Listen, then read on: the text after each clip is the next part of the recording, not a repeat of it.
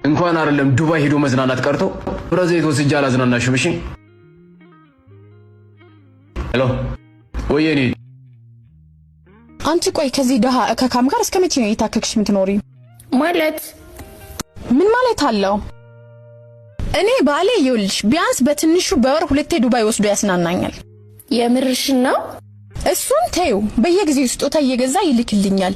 አንቺስ ራስሽን ይውስቲ በየመንደሩ ተዛዝለሽ የዞሽ እዚህ። እባክሽን ሴት ልጅ ነሽ ነቃ በይ እሺ።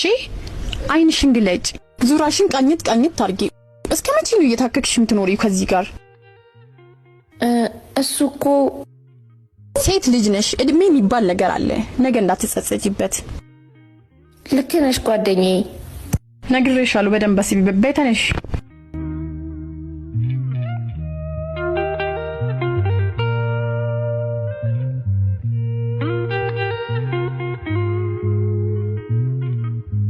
ሰን አይፎን 17 እንድገዛልኝ እፈልጋለሁ።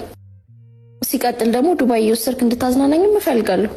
የሰው ፍቅረኛ እንደዚህ ያደርጋል። አንተ ግን ለኔ ምንም አድርገህልኝ አታውቅም። በጣም ነው እየቀለድሽ ያለሽው። አንቺ ግን ታውቆሻል። እሷ ፍቅረኛው መኪና ይገዛላት እንደሆነ ለአንቺ ግድ መግዛት አለብኝ እንዴ? ለምንድን ነው የማትገዛልኝ? ይሄ ነገር ግዴታ አይመስለኝም። ይሄ ከጓደኞች እየለቃቀምሽ የምታመጪው ወሬ መስማት